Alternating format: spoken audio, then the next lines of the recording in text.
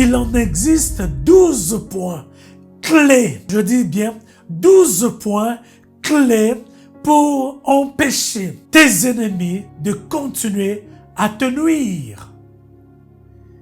Nous voici maintenant à notre 8e point. Pour empêcher que nos ennemis ne nous nuisent pas, nous devrions tenir en application ce 8e point. Par l'absence, écoute-moi bien, par l'absence d'indication de lieu de destination des démons, ils ont un endroit de préférence. Par l'absence d'indication de destination pour les démons, ils ont des préférences de choisir un endroit pour aller s'installer, pour aller être. Parce que le 7e point nous dit, nous devrions le maintenir éloigné. Lorsque nous les chassons, le miracle va s'opérer. C'est ça la promesse de Dieu.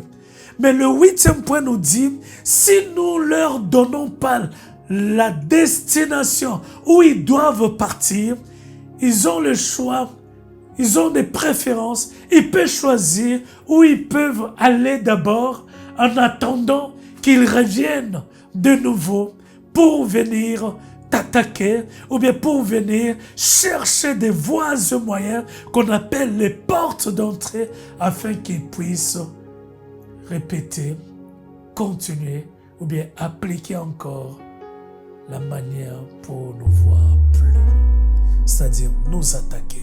Si aucun endroit ne leur avait pas été indiqué, ils vont choisir eux-mêmes cet endroit de destination. Cet endroit ne sera pas un endroit plus loin, mais ça va être plus ou moins à côté, voire même à quelques mètres de toi. Marc chapitre 5, verset 6 au verset 13. Je lis dans le nom précieux de Jésus-Christ. Ayant vu Jésus de loin, il accourut, se prosternant devant lui, et s'écria d'une voix forte: Qu'y a-t-il entre moi et toi, Jésus, Fils du Dieu très haut? Je t'en conjure au nom de Dieu, ne me tourmente pas. Car Jésus lui disait: Sors de cet homme, esprit impur. Et il lui demanda: Quel est ton nom?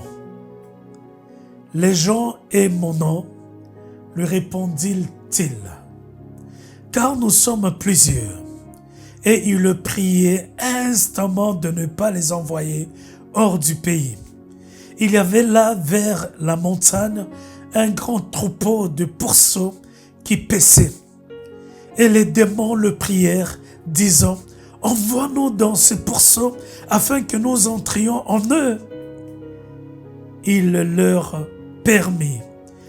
Et les esprits impurs sortirent, entrèrent dans les pourceaux, et le troupeau se précipita des pentes escarpées dans la mer.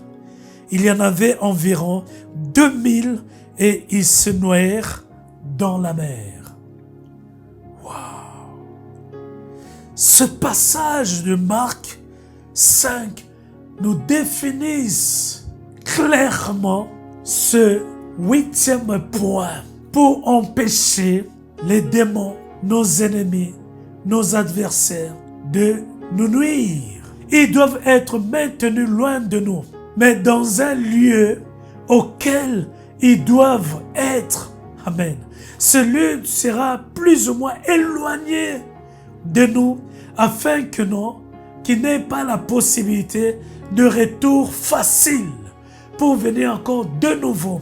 Souvenez-vous dans Matthieu 12, 44, il est écrit 43, 45, il est écrit que non, lorsqu'un esprit sort, s'en alla dans le lieu aride, ne trouva point de repos, il s'est dit: je retournerai.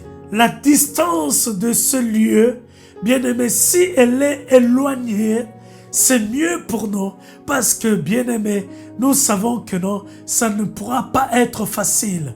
Et cet endroit qui doit être l'endroit de destination ne doit pas être un endroit facile, vivable pour eux. Alléluia. C'est la raison pour laquelle nous devrions donner la destination. Mais vous allez comprendre que non, au verset 10, il priait instamment Jésus de ne pas les envoyer hors du pays, c'est-à-dire dans la vie dans ce pays où il s'est trouvé. C'était la Gadarie.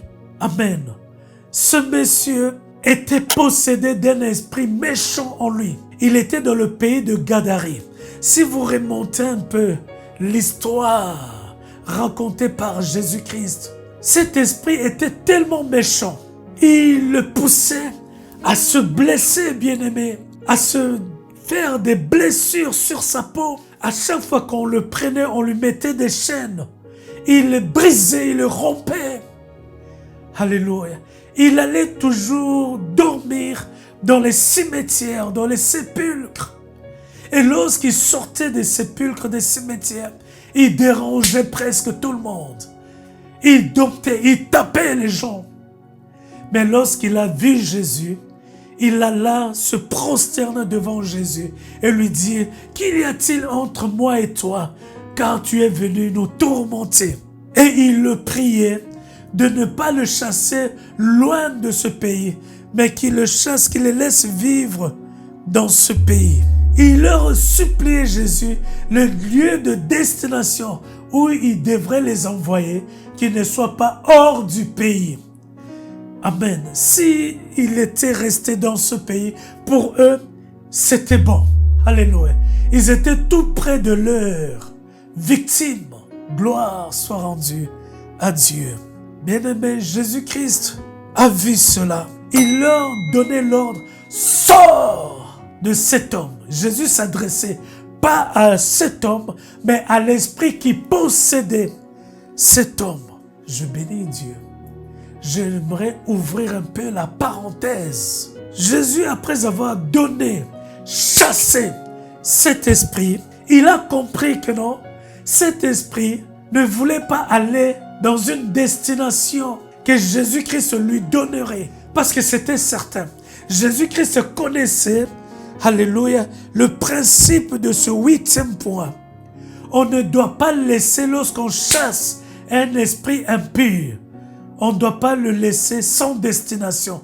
Il faudrait lui donner lui indiquer une destination précise. Sinon, il va choisir. C'est ce qui était le cas. Alléluia. Il leur dit, envoie-nous dans ces pourceaux afin que nous entrions en eux. Waouh! Ça c'est au verset 12. Ils ont demandé de les envoyer dans le lieu de destination. Ce n'était rien d'autre que non, les pourceaux qui étaient à côté. Waouh! Donc Jésus avait compris, et c'est qu'il veut que nous puissions comprendre, que toi tu puisses comprendre, lorsque tu chasses un esprit impur, lorsque tu chasses les démons, lorsque tu chasses les agents du monde du ténèbre, ils doivent, alléluia, connaître, tu dois indiquer le lieu de destination. Mais lequel? Quel lieu de destination? Parce que eux, ils connaissent, ils ont le choix. Ils préfèrent certains lieux où ils veulent aller après avoir été chassés.